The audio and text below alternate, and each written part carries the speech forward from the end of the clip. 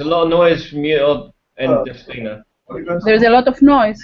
Yeah, a lot of people talking in the background. Okay.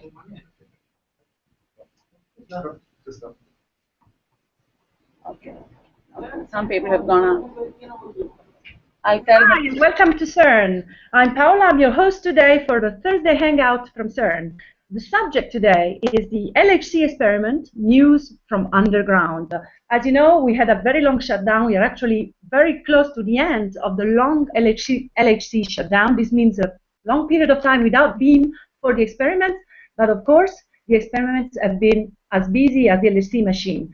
The main purpose of the shutdown was to upgrade the interconnection between the magnets in the LHC, but also down in the experimental caverns, the 4 experiments, Atlas, CMS, LHCb, and ALICE, were very busy, not just with the data.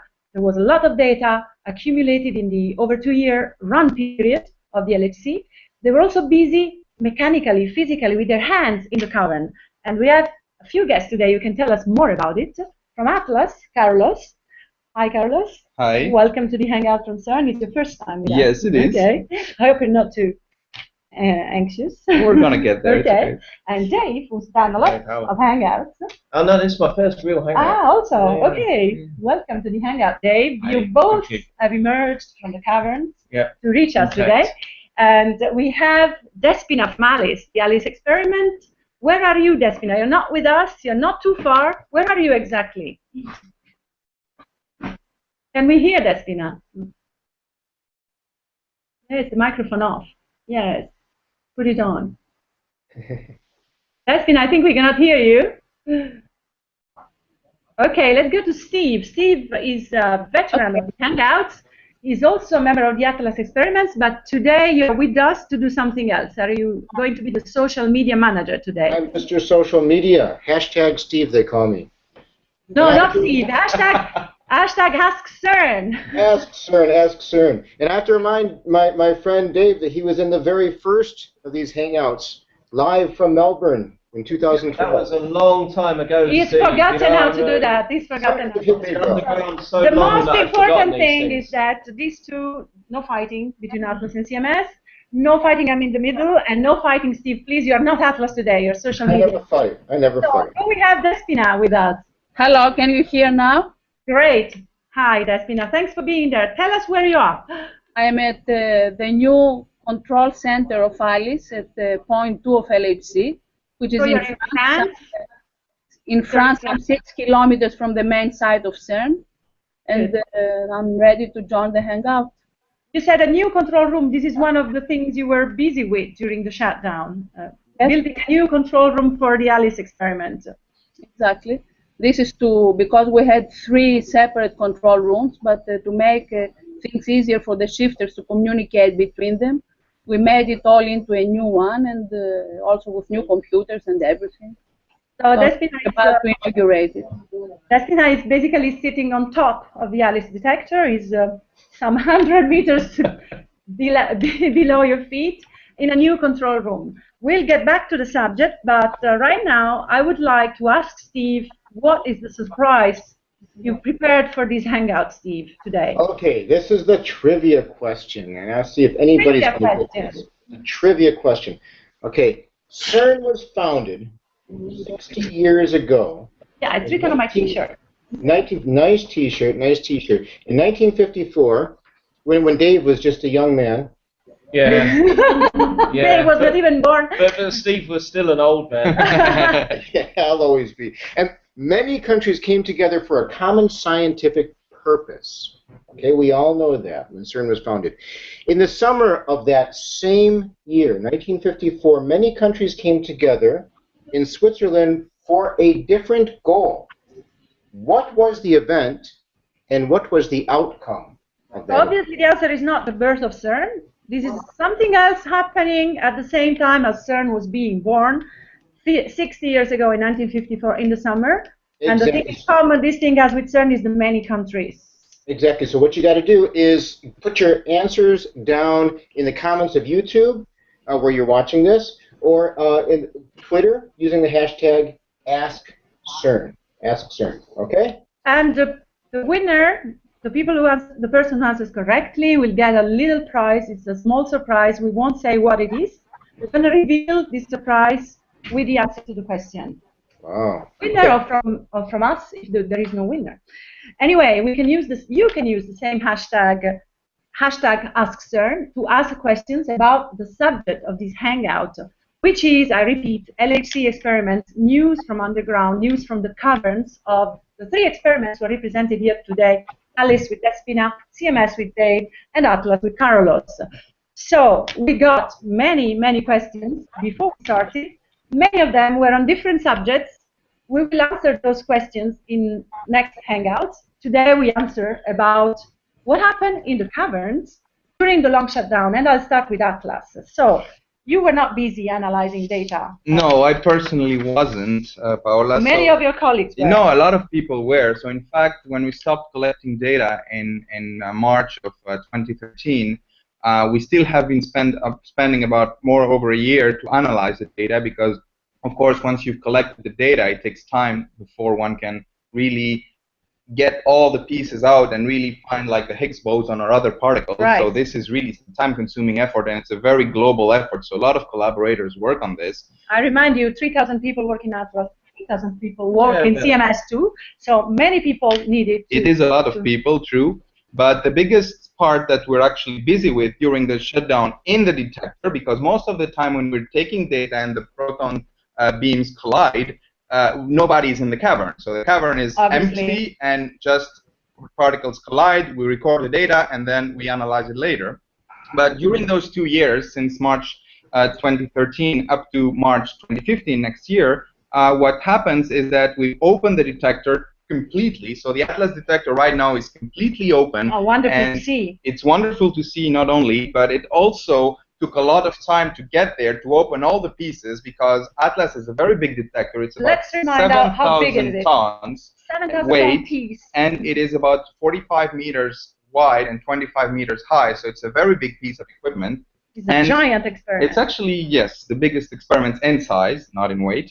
But what also is the case is why we had to open is because we kind of did major surgery to Atlas in order to improve the detector. So what we did is in the very, very center of the detector, right where the particles collide, is what we call the pixel detector. So the pixel detector is like the cameras you have in your phone, like these chips that collect real pixels. Real pixels, and they are put together and like cylinders, and those cylinders are at the very center around the beam pipe, and they are the first detectors that see the event when the collision happens. So they have a huge responsibility, those detectors. Because their goal is really to find the point where the interaction happened, and also find other properties that are very helpful in, for instance, finding the Higgs boson or other particles. So this is very important. So what we did, normally we have 3 layers that are one around the other, and during this shutdown what we did is, because the beam pipe could be reduced, so the diameter of the beam pipe where the particles are actually traveling before colliding was reduced from 5.5 centimeters in diameter to 3.5. So what we did is, in these 2 centimeters we have there, we added an extra layer of pixel detectors, and that's called the IBL, for insertable B layer. And so because it's inserted inside. Exactly, so it's inserted inside, and for this purpose we really had to take out the detector on the surface, repair a few things because of course some things needed to be maintained, and then when we brought it back in, before reconnecting everything in order to be ready for 2015, we had to insert the IBL detector. Now that's a feat. You're having a picture there which shows exactly how this is going on. So you have to push this piece of detector inside, and this is really, really difficult because it's a 7-meter piece that goes in, and it has only a clearance of 1.9 millimeters. So you really push something very carefully through, and everything went fine, luckily. But this was the biggest achievement, challenge to actually get this piece in. Now it's in since a month, and actually as of today, and I was just doing that this afternoon, is we're trying to check that all the connections between the detector and our readout system is actually operating well. So how will this piece improve the performance of the detector? The piece will improve the performance because it gives you an extra point from which we can determine trajectories of the particles. So you'll be more precise. It will be much more precise thanks to this extra layer of detector, not also because it's closer to the collision point, but also because it's additional information. I would have many questions myself. I won't ask them to you. I prefer they come from the audience. Actually, if there are any questions on this subject of the insertable layer, B layer for Atlas, are there any questions, or in general for Carlos? Well, we have a specific question that came over on Twitter. It's less specific than that, but I think maybe we have the right person here to answer. Carlos and Dave could both get a shot at this. And Go that ahead. came from Tara Shears. And Tara asks, how do LHC, I don't know why she asked, but she asks, how do LHC experiments work? How do we photograph fundamental particles? So I don't know. Okay, that is indeed You're the pixel man of Atlas. a very, very interesting question. So what happens, and I'll try to keep it brief, is that 40 million times per second, we are actually checking what is inside of our detector. So we're really seeing if some amount of energy was in the individual pixels. And when this happens, we say, okay, we store the amount of energy that was passing in that pixel, and we put it in a very big buffer, which is basically a place where it will wait. Wait for what? Wait until some bigger decision system within Atlas, within the whole experiment, which is also in other experiments, of course, is called a trigger, which based on different information of many other places in the detector, decides whether the event is worth storing or not. Why is this very important? Is because out of the 40 million collisions that happen per second, every time a collision happens, it's actually a bunch of protons that collide with another bunch of protons, and that's about 10 billion protons in one bunch and 10 billion protons in the other bunch. They collide, and out of that, you have about, in 2012, we had about 30 collisions. Now in the future, we'll have a bit more. So out of these 10 billion in each packet, about 30 to 70 particles will collide. However, about these 70 collisions, we likely only have not even one that is going to be something else than two protons just bouncing off and scattering. So what we do is, because 99.9% of the collisions are, let's say, already have been studied, so it was interesting 50 years ago or more, but nothing new today, we don't want to collect those, so we're really looking for that 0.1 and less percent of new physics. Yeah. And this is what the trigger decides. The trigger says, this is an interesting event, store it, and then we take a picture. So this is really a two-step process. It's a bit the same as with your camera. When you take a picture with your phone, you first see the image continuously. This is the continuous readout you have. And only when you push the button is the picture taken and stored to your phone. So of all the so-called pictures you had in your video before you aim, really, when you just push the button, and that's what the trigger does. That's the one you keep in your buffer. Exactly. Thank you, Carlos. That was very clear. TMS, what have you been doing in the farm before emerging to join us today? So a bit like what Carlos was saying, we've been doing a variety of different things. So from repairing things that went wrong, and when you've got the world's most complex machines, if you like, things are inevitably going to go wrong at some point. Sure. But we design them such that it doesn't make a big impact if things go wrong. So we've been repairing a few things. We've been upgrading some things, a little along the lines of Carlos as well, and preparing for the next run. So, for example, we've been adding a new layer of detectors, not on the inner part, like Carlos has been describing, but on the very outer part, the muon chambers, that detect one specific type of particle. We've been adding layers for that. We've also been preparing some of the other parts of the detector to run slightly differently in the future. So, but something is going to change in the future. The thing that's really going to change in the future is we're going to get a lot more data. A lot more data actually means a lot more radiation to these detectors.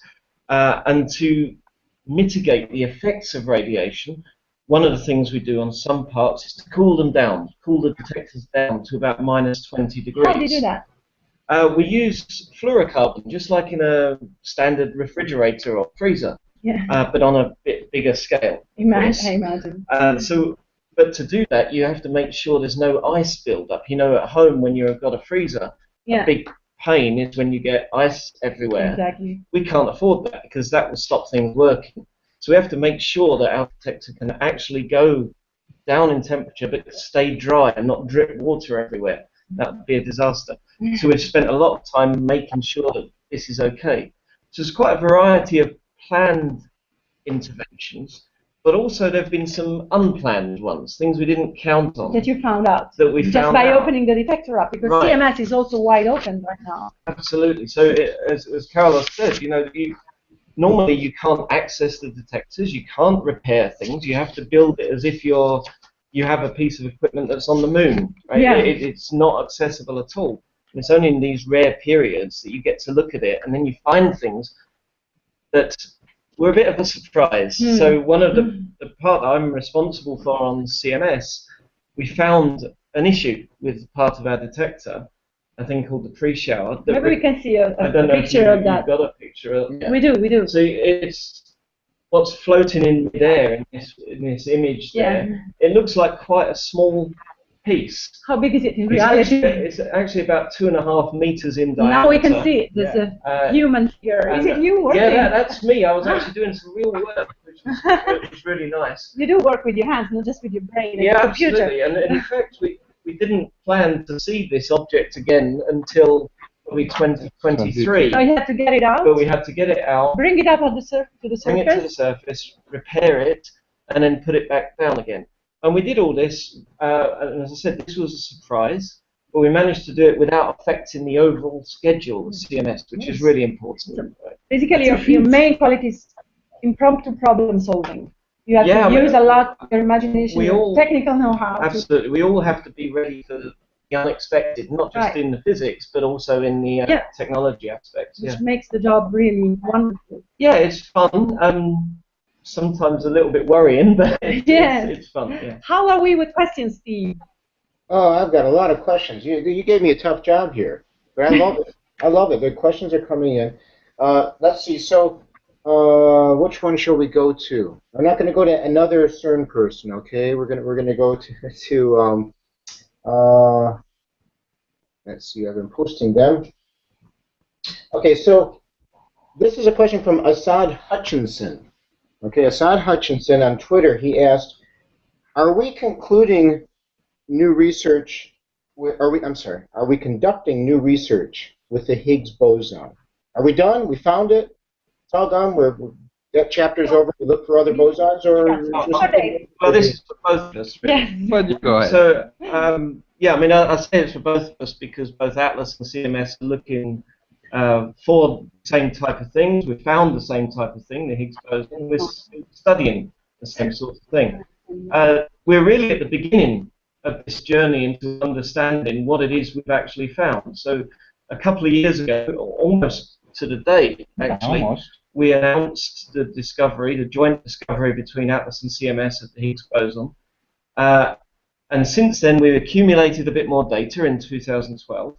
And as Carlos said earlier, we've been analyzing it for the past 1.5 to 2 years, because as time goes on, you develop new techniques for understanding the data to combine information in a better way, throw out more of the spurious background, the rubbish stuff that we don't want to look at, to give us an even better understanding. So, in fact, in a week or so's time, there'll be the next big conference called ICHEP, International Conference of High Energy Physics. Now we're actually coming there with the Hangouts, but I'll announce that later. So you'll hear new results from both Atlas and CMS on how we've done. But yeah, we're just at the beginning of really studying this thing, and the next run, starting spring next year, we'll continue that study. Maybe Carlos. So Carlos, maybe how has the portrait of the Higgs boson changed? This is the first time you've photographed it and recognized it, and now? Well, the portrait, it's getting clearer and clearer, but we're really expecting the data from the next run, what we call run 2, after we turn on the machine, because the machine will be much more powerful, having collisions at much higher energies, and there we expect to produce many, many more Higgs bosons. And so our goal, although we've already refined the picture with the data from 2012, is really to refine it further to understand, like, what is the exact mass of the Higgs nuclei with more precision, what's its decay width, so how easily it decays into other particles, and to check that all our theories are as we expect. So the goal is that often theorists predict many different theories and theoretical outcomes for things. And sometimes it just says that, okay, 10% of the time this is going to happen, and another theory, oh no, it's 11. Sometimes it's that tiny, sometimes it's like 10 and 20, depends. We as experimentalists, our goal is to try to find whether it's 10 or 11 or 20, but we have to provide a number independently of the theory. So the idea is we measure, and then we give that as input. But if we say something is like, could be 5 or could be 15, it's anywhere in between, that's not very precise to distinguish between 10 and 11. It can help maybe distinguish 20, but not 10 and 11. So those theories are not clearly separated. Now, of course, if you can say it is 9 between 8 and 10, okay, they're, although not completely ruled out yet, 11 is not so favored with respect to 10. Okay, I'm just giving a rough picture here, but the goal is really to collect more data and refine the precision by which we know things. And like, maybe find out something new, like whether the Higgs boson is a brother, a twin, or a cousin. Sure, there are exactly many models that predict that this Higgs boson might only be one of multiple that could be hiding in different places or simply not produced enough so that we can see them. Because the hard thing, like Dave said, is really to distinguish what we call signal from the background. Right. So if you really have a lot of background, in some areas the signal can appear easier than in some other areas. And so it really depends. Like in a dark room, if you see light, it's easy. But if you see some light in a day room, like without blinds, then you have a hard time seeing it. It's now time to run to Despina. She only told us about the new control room, but I'm sure there was much more to do. I just remind you that Alice's purpose is not to find the Higgs boson, but to recreate the quark-gluon plasma, different physics purpose. So what was going on in the last 2 years since you started working? Yes, certainly. Can you hear? Yes, certainly. Go ahead, Despina. A lot of people have been analyzing data, but in addition to that, there was a lot of activity with the hardware. One thing is that we have been installing more detectors in the cavern inside the Alice magnet. Then there was work on infrastructure and the new control room. So can you show us the new control room? Can you show it? Control room. We're sitting right there now. Yeah. Just quickly. It looks more like the Atlas control room today. It's very, very nice. Certainly we were inspired by this. Everything has been rotated by 180 degrees. Anyway, it's nice and clean. And people have started working and integrated their systems. So but when the ground started, people will work 24 hours a day in that control room. For the moment, no, this is not so bad. But soon become. But anyway, talking of what we have been doing in the cavern, Alice is a quite complex system consisting of 18 different detectors. We have pixels, like the ones that Carlos was describing. We have many detectors that give us information about the identity of each particle produced by the collisions. And this is for the physics we are doing, which is studying an exotic state of matter called quark-gluon plasma. The identity of the particle is essential. So we have many detectors doing this. One of them is a detector called the TRD. This stands for transition radiation detector. And this particular one was not complete up to now, mainly for financial reasons. We had 12 out of the 18 modules that we needed to complete it. So now we have all the additional 6 modules, and we have installed 3, and we will be installing another 3 during the autumn. Another operation was that we extended one of our detectors that measured the energy of electromagnetic radiation of electrons, photons, and positrons. We had to improve the performance and to be able to profit from the higher energy of the next run. Exactly. This is we do. In our case, we do not have everywhere this kind of detector that measures energy, but we, in this way, by installing a new detector in addition to the existing ones, we increase the acceptance. We increase the number of photons, if you like, the angle that we can cover, so that this certainly increases the performance of the detector. And then in addition to that, we've been doing work on infrastructure, such as changing the electrical installations in all our control rooms, in all our counting rooms, changing all the computers. So we will now be integrating. I must say that Alice is installed at the point where before there was a previous experiment called L3. So we had taken from them a lot of infrastructure. So this was getting quite old, and therefore it was essential to have this change now, since there was this 2-year slot. Thanks a lot, Despina. I think we're running out of time, and I'd like to ask Steve. I see a lot of activity in our chat box. We've got lots of good questions. It's going to be hard to get through them all, but I think the most important one right here, I hate to say most important, the one I like best is, are you anticipating the discovery of new particles completely overthrowing the current ideas of the universe? In other words, that's the dream of every physicist. are we expecting the unexpected? Each of the experiments should answer that. Are you expecting the unexpected? Knowledge of the universe. I mean, one thing to say is that next year, when we start up, the energy of this machine that's sort of behind Paola will be double, or nearly double, what it's been before. So if there are new particles to discover, it's likely that we will actually find them, probably Atlas and CMS before, of course. Obviously. And then Atlas confirm our discovery, which is very nice. Probably quite early on next year, or towards the end of the year. So whether these discoveries overthrow our current understanding, we don't know. We don't really know what we'll find, but what we do know is that this is the machine to do it. So if there are new things there, we'll find them. Not only this is the machine to do it, but what was expected has been found. After the Higgs, there are no really ground-based theory, really Fermi-based theories that you can overthrow or confirm. It's quite open field for new discoveries. Well, for a fact, whatever we have found is culminating with the Higgs boson that we have found is only 4% of the matter in the universe and the energy. So we don't know what 96% of the universe is made of. So even if whatever, we can say the Higgs boson closes a chapter, which I hope it doesn't, because there are still many problems in the standard model that we need to figure out.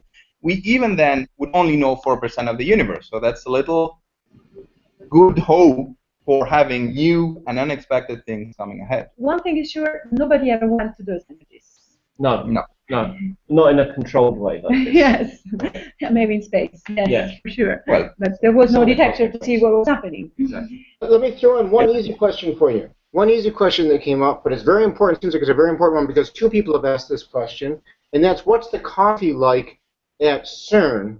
And then another one adds, do we have chocolate cake? I'm Italian, I'm the most qualified here to answer. So I must say, I've been a long time at CERN, and finally coffee is close to standard, close to Italian standards. So it's not bad, but the cafeteria is a wonderful place for physicists to talk and get new ideas. They don't speak about how bad the coffee was and how better it's becoming. What do you speak about in the cafeteria? Well, certainly I never speak about the coffee because I'm English. I don't drink coffee. I only drink tea. And the tea is not so good. Yeah. But you bring your own. But I have to bring my own. It's a wonderful place. It's the place you go day and night, and you'll always find people there talking, and it's where a lot of the work actually gets done. A lot of ideas come out. Right.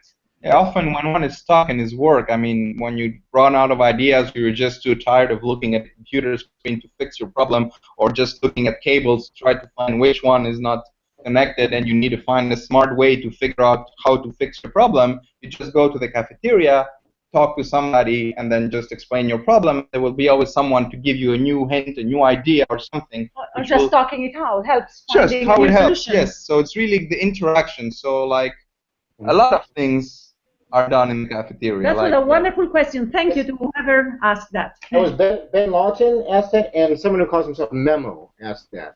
So yeah, a very, very good, very important one. And if we had theorists here, we probably would have gone on forever their discussion about coffee. But we have to come. I think we have to finish up now. I think yes. I was looking at our director, Kate, whom I didn't mention at the beginning. So Kate is our director, our technical director, and she's managing everything you see on the screen. Is it time now to close? Okay. Yes. So before we go away, Steve, you asked a question, a trivia question, which was CERN was founded 60 years ago in 1954. Many countries came together for a common scientific goal. Goal is a key word. In the summer of that same year, many countries came together in Switzerland for a different goal. So what was the event? What was the outcome? Has anybody found out? Okay, so we had two people who responded, one completely.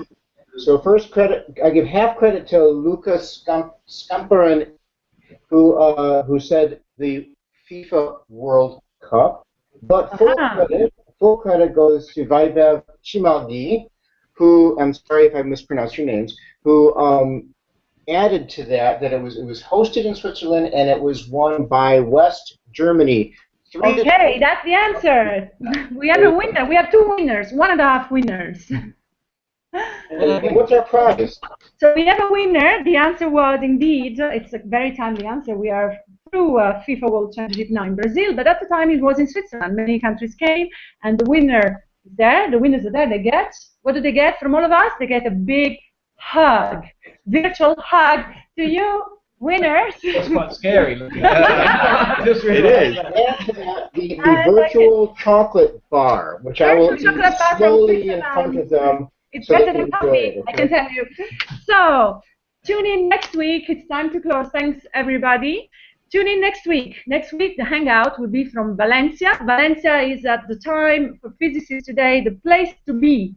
The place to be in particle physics, because there is an important yearly conference where a lot of bi-yearly, even more important. So all the new results are going to be presented. We are there the first day of the conference, so we will catch the atmosphere. I don't know if we will catch any news, any anticipation. We will find out next week. Tara from Valencia. Bye-bye. Speaking of someone whose team is still in the World Cup, I just want to wish everybody who's going to watch now good luck. You're not making any friends, Steve. Bye, everybody. Bye. Bye-bye.